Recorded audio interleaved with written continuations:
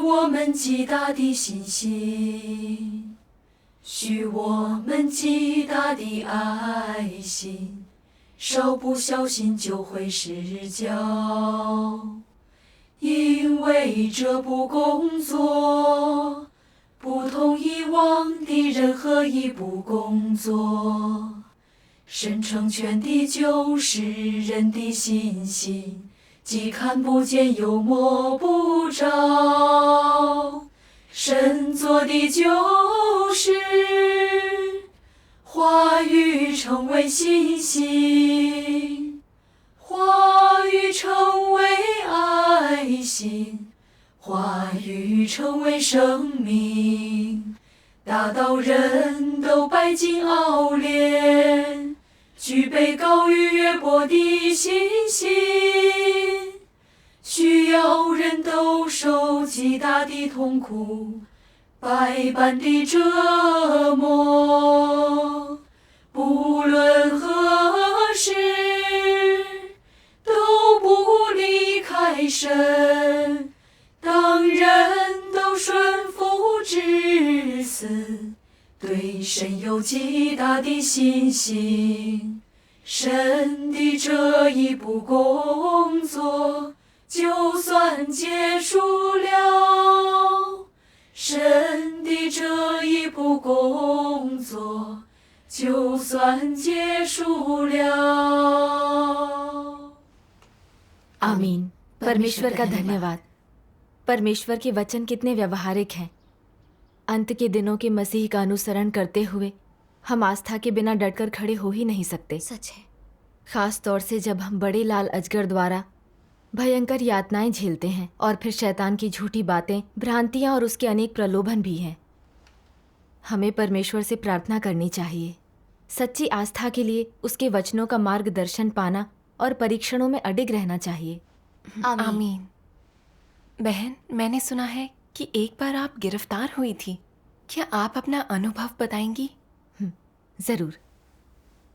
मार्च 2013 में एक दिन मैं कुछ बहनों के साथ एक सभा से घर लौट रही थी। घर पहुंचते ही देखा कि घर का सारा सामान बिखरा हुआ है। शायद पुलिस ने घर की तलाशी ली होगी, इसलिए हम तुरंत दूसरी जगह चले गए। हमारे वहां पहुंचते ही पास के कुछ लोग पुलिस को लेकर अंदर घुस आए। पुलिस ने हमें लिविंग रूम में एक तरफ घेर कर पूरी जगह की तलाशी ली। जब कोई देख नहीं रहा था तब चुपके से मैंने जेब में पड़ा सिम कार्ड तोड़ दिया। एक पुलिस वाले ने देख लिया और उसने जबरन मेरी मुट्ठी खोली। टूटा हुआ कार्ड देखकर वह गुस्से से चिल्लाया, यह दिखती छोटी है लेकिन शातिर है, ले चलो इसे पूछताछ के लिए। उसने एक महिला अफसर से मेरी तलाशी लेने को कहा और फिर हमें पुलिस कार में डाल दिया। मैं बहुत डरी हुई थी। मैंने परमेश्वर से प्रार्थना की, हे परमेश्वर, मुझे नहीं पता ये लोग मुझे कहाँ ले जा रहे हैं या मुझे कैसी यातना देंगे। मेरा मार्गदर्शन करो और मुझे आस्था दो। मैं चाहे जितने कष्ट झेलूं, मैं यहूदा नहीं बन सकती। मैं तुम्हें धोखा नहीं दूंगी। आमीन। प्रार्थना करने के बाद धीरे धीरे मैं शांत हो गई। थाने में पुलिस मुझे पूछताछ कक्ष में ले गई। वहाँ मुझे अपने दोनों हाथ ऊपर उठाकर उकड़ू बैठने को कहा। कुछ ही मिनटों में मेरे हाथ जवाब देने लगे। मेरे पाँव कांपने लगे और मेरे सीने में कसाव महसूस होने लगा। मैं गिर पड़ी। फिर पुलिस ने मुझे एक टाइगर कुर्सी पर बिठाकर कुर्सी के पायों के साथ मेरे पैरों को कस के बांध दिया। फिर एक मोटी पुलिस वाली कुछ दस्तावेज लेकर कमरे में आई और मुझसे बोली, हम एक बड़ा राष्ट्रव्यापी गिरफ्तारी अभियान चला रहे हैं। सर्वशक्तिमान परमेश्वर के विश्वासियों को लपेट रहे हैं। तेरे तमाम अगुआ हमारे पास हैं और हमने तेरी कलीसिया तोड़ दी है। तुम्हारे इनकार से क्या फ़ायदा? बस हमें बता दे, फिर तू जा सकेगी। यह सुनकर मैं समझ गई कि यह शैतान की चालों में से एक है। यह मुझे एक यहूदा बनाने की कोशिश कर रही है। मैं इसमें नहीं फंस सकती। हाँ, बिल्कुल। भले ही बहुत से भाई बहन गिरफ्तार हो चुके हों, फिर भी ये लोग परमेश्वर के कार्य को इतनी आसानी से खत्म नहीं कर सकते। आप सही हैं। मैंने जवाब दिया, सर्वशक्तिमान परमेश्वर कहते हैं, हमें विश्वास है कि परमेश्वर जो कुछ प्राप्त करना चाहता है उसके मार्ग में कोई भी देश या शक्ति ठहर नहीं सकती। ईश कार्य में बाधा डालने, उसके वचन का विरोध करने और उसकी योजना में विघ्न डालने वाले अंततः परमेश्वर द्वारा दंडित किए जाएंगे। आमीन। इस पर वो चिढ़ गई और फिर वहां से चली गई। फिर एक दूसरे अफसर ने पूछताछ शुरू की, तू धार्मिक कब बनी? तू इस इलाके में कब से रह रही है? तू किनके संपर्क में रही है? बता, तू कहाँ रहती है? जब मैं कुछ नहीं बोली तो उसने मुझे धमकी दी, अगर तू नहीं बोलेगी तो हम पीट पीट कर मार डालेंगे और तेरी लाश पहाड़ों में फेंक देंगे। मैंने सोचा, ये लोग इंसानों को यूं मारते हैं जैसे कि मुर्गे हों। उनके लिए इंसानी जिंदगी की कोई कीमत नहीं। क्या ये लोग सचमुच मुझे पीट पीट कर मार डालेंगे? मैंने बहुत डर कर परमेश्वर से मन ही मन प्रार्थना की और फिर उसके इन वचनों को याद किया, डरो मत, समुदायों का सर्वशक्तिमान परमेश्वर निश्चित रूप से तुम्हारे साथ होगा। वह तुम्हारे पीछे ढाल बनकर खड़ा है। आमीन। मैं जानती थी कि परमेश्वर मेरा कवच है और वह सभी पर शासन करता है। मेरा शरीर और आत्मा उसके हाथों में है, इसलिए यह पुलिस के बस में नहीं कि वे मुझे मार डालें। सही है।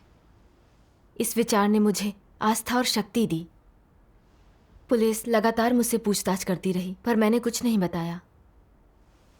तीसरे दिन सुबह बड़ी जल्दी उनमें से एक ने कहा, अब बताने को तैयार है?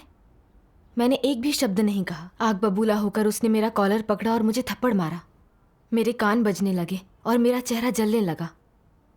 फिर जब मैं ध्यान नहीं दे रही थी तो उसने कागजों को लपेटकर मेरी आंख पर दे मारा। इतना दर्द हुआ मानो आंखें बाहर गिर जाएंगी। सहज ही मेरी आंखें बंद हो गईं। एक अफसर ने गुस्से से कहा, खोल अपनी आंखें। मैंने धीरे धीरे अपनी आंखें खोली पर कुछ देख नहीं पाई। 10 मिनट बाद ही मैं कुछ चीजें देख पाई।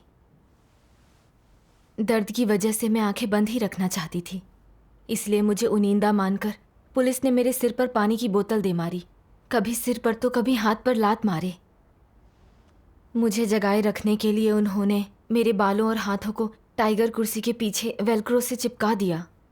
इससे मुझे अपना सिर ऊपर ही रखना पड़ा।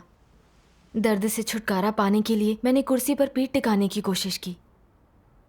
मुझे चक्कर आ रहा था, शरीर में दर्द था, दिल तेजी से धड़क रहा था, बहुत बुरा हाल था। मैं बर्दाश्त नहीं कर पाई और मैंने रोकर परमेश्वर को पुकारा, हे परमेश्वर, मुझे कष्ट सहने का संकल्प दो, मुझे आस्था दो। मैं कभी शैतान के आगे नहीं झुकूंगी। आमीन। अपने दर्द में मुझे परमेश्वर के कुछ वचन याद आए।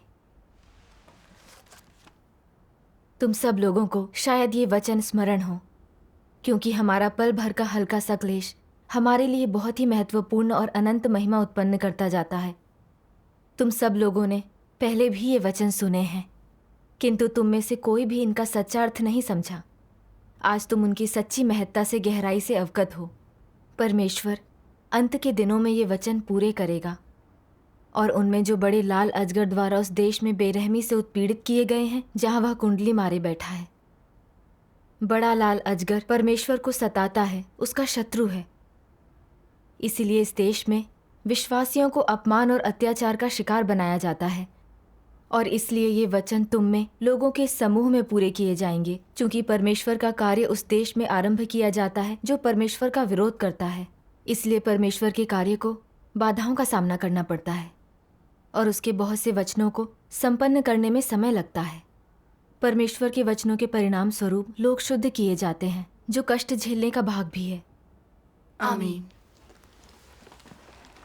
इन वचनों से मैंने समझा कि सीसीपी परमेश्वर की शत्रु है। वह उससे और सत्य से घृणा करती है। वो हमें परमेश्वर से दूर करने, उसे धोखा दिलवाने के लिए कुछ भी करती है। मैं बड़े लाल अजगर के देश में पैदा हुई, इसलिए ये तो मुझे झेलना ही होगा। लेकिन कम्युनिस्ट पार्टी के दमन द्वारा मैंने देखा कि यह कितनी दुष्ट है, सार रूप से परमेश्वर की विरोधी है। मैं शैतान को छोड़ परमेश्वर की ओर मुड़ना, आस्था हासिल कर गवाही देना और शैतान को नाकामयाब देखना चाहती हूँ। आमीन। परमेश्वर की गवाही देने का यह मौका उसका आशीष था, एक विशेष कृपा थी। हाँ। इस समझ से मुझे आस्था मिली और बहुत मुश्किल भी नहीं लगी। परमेश्वर का धन्यवाद। कम्युनिस्ट पार्टी विश्वासियों को इतना सताती है, लेकिन परमेश्वर इससे हमारी आस्था की परीक्षा लेता है और इससे हम विवेक हासिल करते हैं। इसी को कहते हैं परमेश्वर के कार्य की बुद्धिमत्ता। बिल्कुल। इसके बाद उन्होंने फिर से पूछताछ शुरू कर दी। जब मैं चुप रही तो उन्होंने मुझे धमकी दी, जितना जल्दी बोलोगी उतना ही आसान होगा। हम तुझे 5 मिनट देते हैं। फिर उन्होंने मेरे सामने एक टाइमर रख दिया। समय को हर मिनट हर सेकंड आगे बढ़ते देख मैंने परमेश्वर से लगातार प्रार्थना की, हे परमेश्वर, मैं नहीं जानती ये दानव मेरे साथ क्या करेंगे। मेरी रक्षा करो। जो भी हो, मैं अपने भाई बहनों को धोखा नहीं दूंगी। 5 मिनट बाद जब मैं नहीं बोली तो एक ने मेरे हाथ पीठ के पीछे करके हथकड़ी लगा दी और मेरा कॉलर पकड़ के मुझे अपने पास खींचा। फिर मुझसे पूछा कि कलीसिया का अगुआ कौन है, मैं किस किस के संपर्क में थी। मैं अब भी चुप रही तो वो सिगरेट जलाकर मेरे चेहरे पर धुआं छोड़ने लगा, जिससे उल्टी आने लगी और चेहरा आंसुओं से भीग गया। फिर उसने मुझे बहुत जोर से थप्पड़ मारा। दाएं कान पर जोरदार वार से मुझे सुनाई देना बंद हो गया। मुझे अभी बोलता ना देखकर उसकी आंखें गुस्से से फैल गईं। उसने दोनों हाथों से मेरा गला दबाते हुए कहा, तू बोलेगी या नहीं बोलेगी? नहीं बोलेगी तो मैं गला दबा दूंगा। तू मुझे कभी नहीं भूल पाएगी। हर रात मुझसे पिटने के डरावने सपने आएंगे। कैसा जानवर था। हाँ, उसने मेरा गला इतनी जोर से दबाया लगा जैसे मरने वाली हूं। मैंने कहा कि वो मेरा गला घोंट भी दे तो भी नहीं बताऊंगी। फिर एक लंबा अफसर अंदर आया और उसने उस अफसर को इशारा कर सुरक्षा कैमरे दिखाए और मुझे पीटने के लिए कोने में ले जाने को कहा। आखिरकार मैं सांस ले पाई। उसने मुझे टाइगर कुर्सी से बाहर घसीटा। हथकड़ियों से खींचते हुए उसने मुझे एक कोने में धकेल दिया। फिर मेरा सिर दीवार पर दे मारा। मुझे याद नहीं उसने कितनी बार ऐसा किया। आखिरी बार तो उसने मेरा सिर दीवार पर टंगे पट्टे पर दे मारा। लगा मेरे सिर की हर चीज बाहर निकाल दी गई हो। और फिर उसके बाद मैं फर्श पर गिर गई। सब कुछ घूम रहा था। लगा जैसे मेरे सिर में विस्फोट हो जाएगा, मेरा दिल फट जाएगा। मैं आंखें नहीं खोल पा रही थी। लगा जैसे दम घुट रहा हो। ये बहुत ही दर्दनाक था। मैंने परमेश्वर से प्रार्थना की, हे परमेश्वर, तुम अब मेरे प्राण ले लो ताकि मुझे अब ये यातना और ना सहनी पड़े। थोड़ी देर बाद मैं बहुत मुश्किल से अपनी आंखें खोल पाई। मैंने सोचा, मैं अब तक मरी क्यों नहीं? फिर मुझे एहसास हुआ कि मुझे परमेश्वर से मेरे प्राण लेने को नहीं कहना चाहिए था। यह एक बेतुकी विनती थी। वह चाहता है कि मैं जिंदा रहूं, गवाही दूं और शैतान को शर्मसार करूं। हाँ, लेकिन मैं उस यातना से बचने के लिए मरना चाहती थी। यह गवाही देना नहीं था। यह सोचकर मुझे अपराध बोध महसूस होने लगा। तभी मैंने एक पुलिस वाले को चिल्लाते सुना, उठ उठ।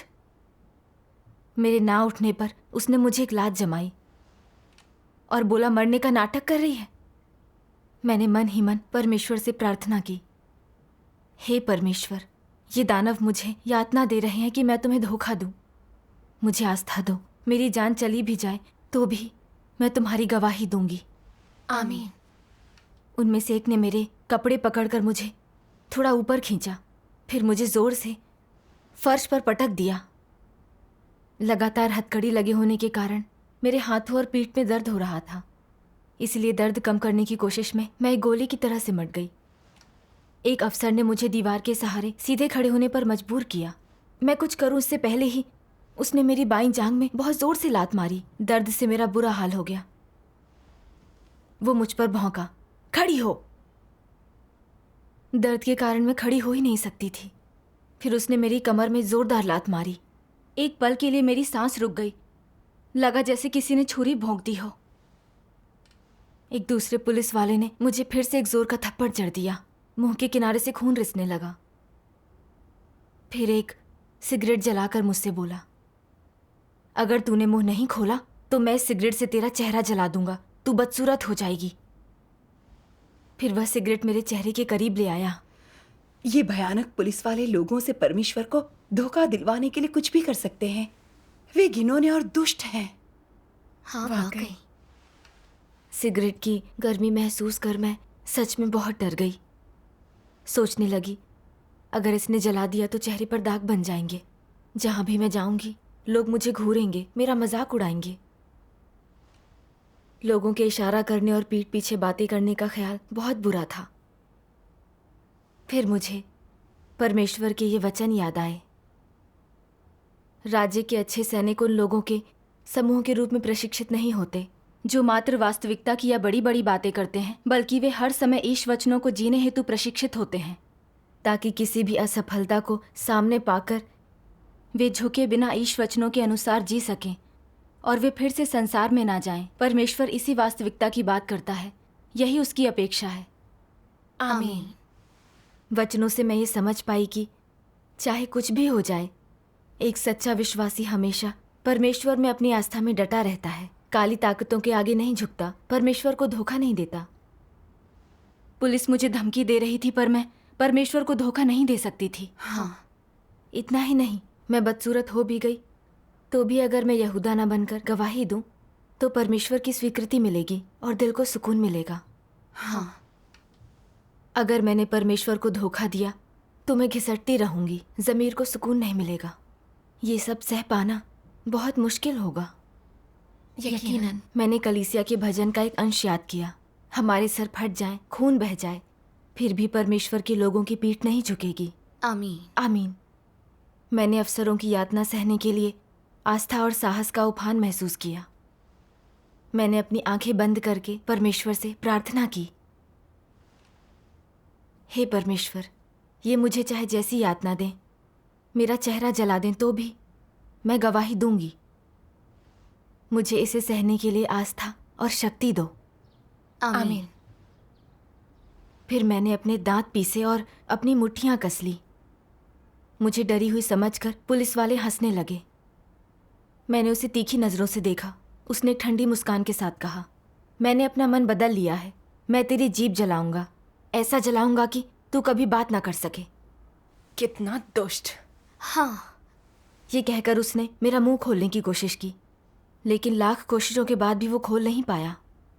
गुस्से से वो मेरे कंधे पकड़कर मेरे पैर पर कूदा, उछलकर फिर एक बार कूदा और पैरों को रगड़ा। फिर उसने मेरी हथकड़ियाँ पकड़ी और आगे पीछे खींचा और मुझे पंजों के बल खड़ा कर दिया। मेरी कलाइयों में बहुत दर्द हो रहा था, लगा जैसे वो हाथों से अलग हो जाएंगे। उसने मेरा उपहास करते हुए कहा, तेरा परमेश्वर तो सर्वशक्तिमान है ना, बुला उसे तुझे बचाने के लिए। मैंने परमेश्वर से प्रार्थना की, उसे पुकारती रही और उन लोगों के प्रति घृणा से भर गई। हाँ। जब वह थक गया तो मेज़ पर टिककर सिगरेट पीने लगा। मैं सोचने लगी कि ये लोग मुझ पर यातना के जाने कौन से तरीके इस्तेमाल करेंगे। क्या आखिरकार मैं मर जाऊंगी?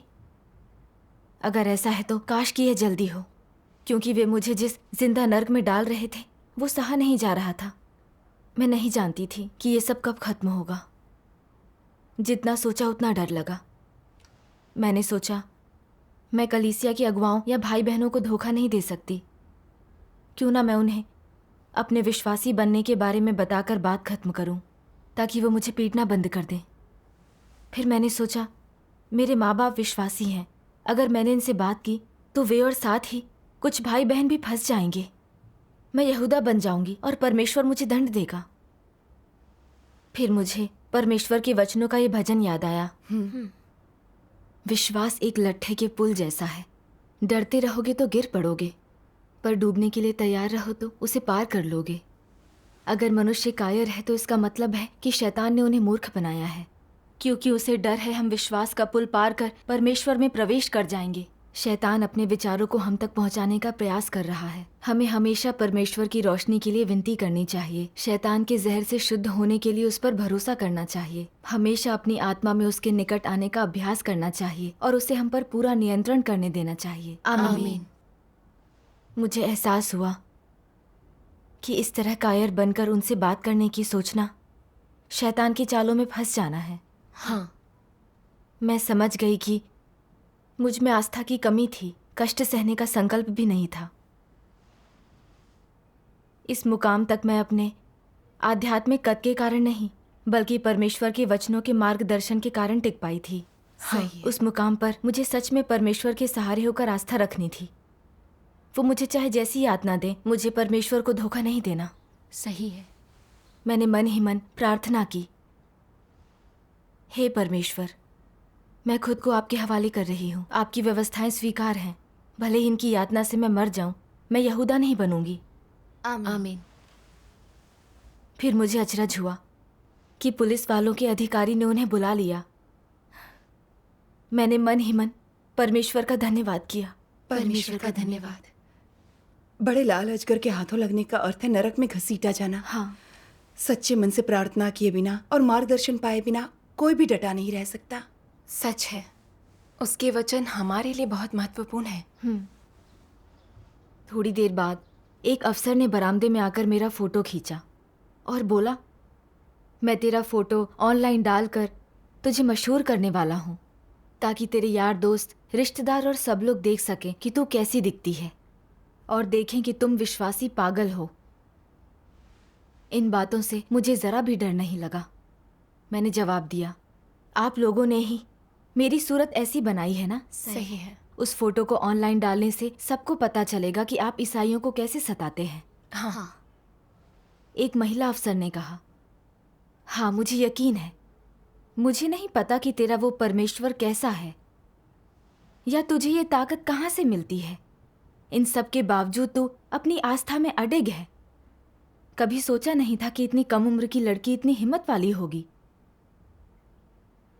उसकी यह बात सुनकर मैंने परमेश्वर का मन ही मन धन्यवाद किया। परमेश्वर का धन्यवाद। फिर मैंने परमेश्वर के इन वचनों को याद किया। परमेश्वर की जीवन शक्ति किसी भी अन्य शक्ति से जीत सकती है। ये किसी भी शक्ति से बढ़कर है। उसका जीवन अनंत है। उसकी सामर्थ्य असाधारण है और उसकी जीवन शक्ति को किसी भी सृजित प्राणी या शत्रु शक्ति द्वारा पराजित नहीं किया जा सकता है। आमीन। जब वे मुझे पीट पीट कर सता रहे थे, मैंने कायरता और कमजोरी का अनुभव किया। मरकर इससे बचना चाहा, लेकिन परमेश्वर मेरे साथ था, मेरी रक्षा कर रहा था और उसके वचन ही मुझे आस्था और शक्ति दे रहे थे। उस यातना पर विजय पाने का रास्ता दिखा रहे थे। मैंने परमेश्वर का दिल से धन्यवाद किया।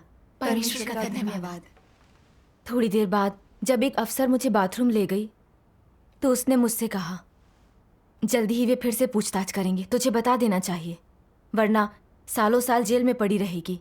वहां से तो लूली लंगड़ी होकर ही बाहर निकलेगी। जानती है कैदियों के साथ कैसा बर्ताव किया जाता है? औरतें दूसरी औरतों को पीटती हैं। वे तुझे टांगों के बीच लकड़ी के छड़ों से मारेंगी। अगर तू उनके हाथ पड़ी तो तू तबाह हो जाएगी। बहुत भयानक है। वाकई। उसकी बात सुनकर घृणा भी हुई और बहुत डर भी लगा। 20 की उम्र में अपाहिज होने की संभावना देखकर मुझे समझ ही नहीं आ रहा था कि उसके बाद क्या करूंगी। मेरे भाई बहन तो थे नहीं। मेरे अपंग हो जाने से मेरे माता पिता किसके भरोसे जिएंगे? फिर मैंने परमेश्वर के इन वचनों को याद किया। अब्राहम ने इसहाक को बलिदान किया, तुमने किसे बलिदान किया है? अय्यूब ने सब कुछ बलिदान किया, तुमने क्या बलिदान किया है? सही राह तलाशने के लिए बहुतों ने अपना जीवन दिया है, सिर कटाया, खून बहाया है। क्या तुम लोगों ने वह कीमत चुकाई है? आमीन। अब्राहम ने अपना इकलौता बेटा अर्पित किया। जब अय्यूब का परीक्षण हुआ, उसने अपना सब कुछ गंवा दिया। उसके पूरे शरीर पर बहुत सारे फोड़े हो गए। दोस्तों ने उसकी हंसी उड़ाई, पत्नी ने भी मजाक बनाया, मगर उसने कभी परमेश्वर को दोष नहीं दिया। उसने गवाही दी। अय्यूब और अब्राहम को परमेश्वर पर सच्ची आस्था थी। उन्होंने परीक्षणों के दौरान जबरदस्त गवाही दी। मुझे उनके कदमों पर चलना होगा, चाहे कितने भी कष्ट झेलूं। शैतान को नीचा दिखाने के लिए गवाही देनी होगी। आमीन। मैंने मन ही मन यह प्रार्थना की, हे परमेश्वर, मुझे विश्वास है कि सभी चीज़ों पर तुम्हारा ही शासन है। मेरा अपंग होना ना होना तुम्हारे हाथ में है। चाहे कितने भी कष्ट झेलूं, मैं गवाही देकर तुम्हें संतुष्ट करने के लिए तैयार हूं। आमीन। इसलिए मैंने अफसर से कहा, ऐसा करना बिल्कुल अनुचित होगा। अपने भाई बहनों को धोखा देकर मेरे ज़मीर को कभी शांति नहीं मिलेगी। भले ही मुझे सज़ा हो जाए, मैं ऐसा कुछ भी नहीं करूंगी जो गलत है। इससे शर्मिंदा होकर वो बिना कुछ बोले मुझे फिर से पूछताछ कक्ष में ले गई। 1 अप्रैल की सुबह पुलिस मुझसे पूछताछ करने आई, मगर मैं कुछ नहीं बोली। उस दोपहर करीब 2 बजे वे मुझे गाड़ी में डालकर मत परिवर्तन के अड्डे ले गए। पूरे रास्ते में मन ही मन परमेश्वर के वचनों का यह भजन गाती रही। आस्था के बिना इस मार्ग पर चलना आसान नहीं है। अब सभी देख सकते हैं कि परमेश्वर का कार्य लोगों की धारणाओं से मेल नहीं खाता। उसने इतना अधिक कार्य किया और कहा है जो मानवीय धारणाओं से भिन्न है। इसलिए लोगों में उस चीज़ के साथ खड़े होने का आत्मविश्वास और इच्छा शक्ति होनी चाहिए जिसे उन्होंने देखा और अनुभव से प्राप्त किया है। भले ही परमेश्वर लोगों में कुछ भी कार्य करे, उन्हें वह बनाए रखना चाहिए जो उनके पास है। उन्हें परमेश्वर के सामने ईमानदार होना चाहिए और उसके प्रति बिल्कुल अंत तक समर्पित रहना चाहिए। यह मनुष्य का कर्तव्य है। लोगों को जो करना चाहिए उसे उन्हें बनाए रखना चाहिए। आमीन। मैं पहले से जानती थी कि आस्था रखने का अर्थ कष्ट सहना है।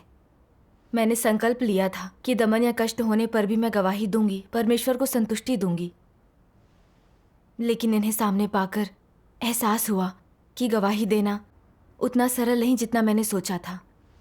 इसके लिए सिर्फ जोश काफ़ी नहीं है, इसके लिए चाहिए विश्वास और कष्ट सहने का संकल्प। परमेश्वर मेरी आस्था पूर्ण करने, मुझे शुद्ध करने और बचाने के लिए इस माहौल द्वारा मेरी परीक्षा ले रहा था। मुझे विश्वास था कि चाहे कुछ भी हो जाए, परमेश्वर मेरा मार्गदर्शन करेगा। भजन गाते हुए मेरी आस्था बढ़ गई। मैं जान गई कि वे मुझे चाहे जैसी यातना दें, मुझे परमेश्वर के सहारे रहकर उसका अनुसरण करना होगा। आमीन। आमीन। कानूनी शिक्षा अहाते में जब हम पहुंचे तो पुलिस ने 24 घंटे मुझ पर निगरानी रखने, कलीसिया के बारे में सवाल करने, सोच बदलने और आस्था छोड़ने की बात लिखवाने के लिए 2 अवसर रखे। तीसरी सुबह उन्होंने कहा कि वे मेरे शहर में फिल्माया गया एक वीडियो दिखाएंगे। ये सुनकर मेरा दिल मुंह को ही आ गया। मैंने सोचा कहीं उन्होंने मेरे घर की तलाशी तो नहीं ली, कहीं माता पिता मुसीबत में तो नहीं। मुझे चिंता हुई कि कलीसिया के कुछ भाई बहन बहुत प्रभावित हुए होंगे। मुझे बहुत डर लगने लगा। मैं अपनी कुर्सी में इधर उधर डोले बिना नहीं रह सकी। लगा जैसे मेरे हाथ पांव सुन्न हो गए हैं। मैंने मन ही मन परमेश्वर से प्रार्थना की। वीडियो में मेरे डैड कुछ पीले से दिख रहे थे। उन्होंने परमेश्वर पर भरोसा करने और गवाही देने को प्रोत्साहित करते हुए कुछ बातें कहीं। ये सुनकर मेरा चेहरा आंसुओं से पूरी तरह भीग गया। मैंने बहुत बुरा महसूस किया। पुलिस मुझसे परमेश्वर को धोखा दिलाने के लिए मेरे साथ खेल खेल रही थी। मैं कम्युनिस्ट पार्टी से घृणा करने लगी। तब मैंने इस वचन को याद किया, धार्मिक स्वतंत्रता, नागरिकों के वैध अधिकार और हित, ये सब पाप को छिपाने की चालें हैं। हाँ। कम्युनिस्ट पार्टी धार्मिक आज़ादी का दिखावा करती है, लेकिन असल में वह ईसाइयों को गिरफ्तार करती है, यातनाएं देती है, बेबुनियाद आरोप लगाकर उन्हें सजा देती है। अनगिनत ईसाई भागते रहने को मजबूर हैं। वे ना तो माता पिता को देख पाते हैं, ना ही बच्चों की देखभाल कर पाते हैं। ये तमाम चीज़ें कम्युनिस्ट पार्टी ही करती है। ईसाई घरों को तोड़ने वाली मुख्य कसूरवार यह पार्टी ही है। सही है। मुझे रोता देख सारे अफसर मेरी खिल्ली उड़ाने लगे। सोच रहे थे कि इसके बाद तो मैं ज़रूर बोल पड़ूंगी, लेकिन मेरे मुंह ना खोलने पर वो मुझे जमकर कोसने लगे, फिर मुड़कर चले गए। 1 महीने बाद कुछ अफसर दोबारा पूछताछ करने आए। उन्होंने फ़ोटो दिखाकर भाई बहनों की पहचान करने को कहा। एक ने मुझसे कहा, अगर कबूल नहीं किया तो दूसरों के अपराधों के लिए जेल जाएगी। देखता हूँ तुझे कितना दंड दिला सकता हूँ। 8-10 साल की सज़ा होगी, तब तेरी हिम्मत देखेंगे। दूसरे अफसर ने प्रलोभन दिया और कहा, बात मान ले और बयान लिख दे कि तूने अपना धर्म छोड़ दिया है, फिर तू जो चाहेगी हम वो करेंगे।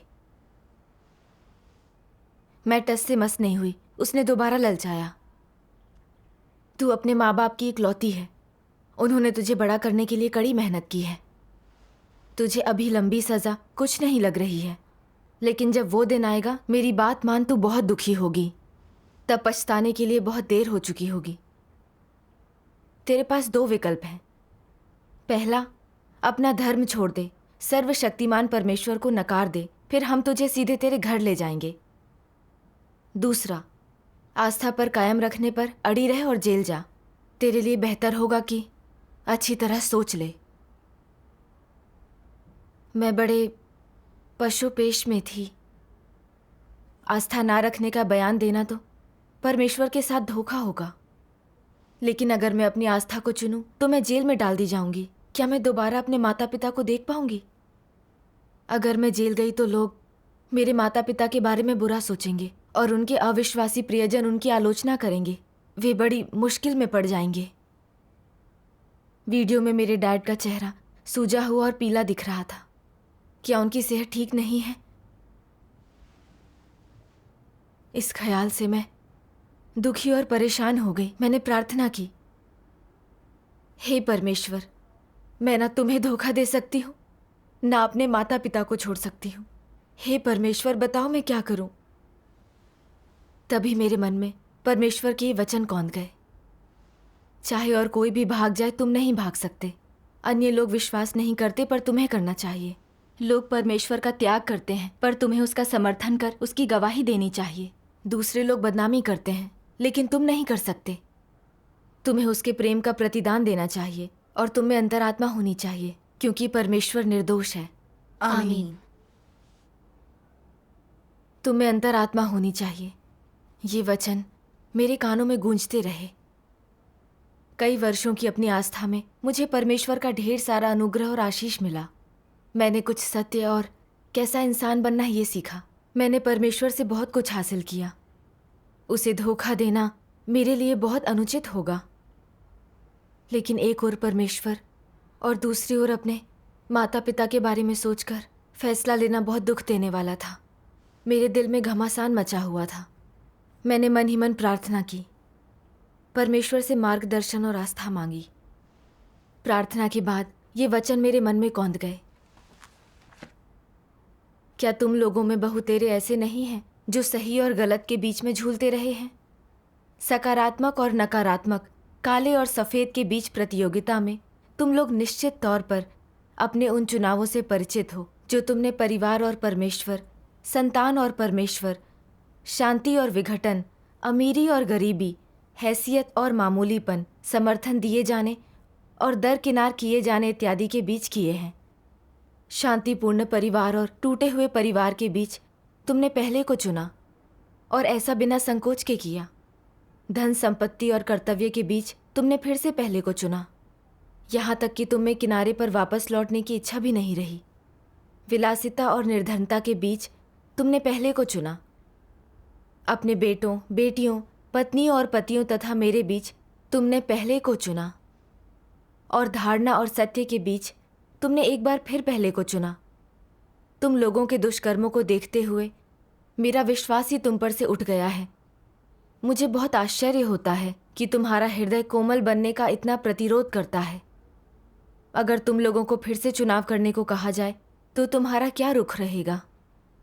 क्या अब भी तुम लोग पहले को ही चुनोगे? क्या अब भी तुम मुझे निराशा और भयंकर कष्ट ही पहुंचाओगे?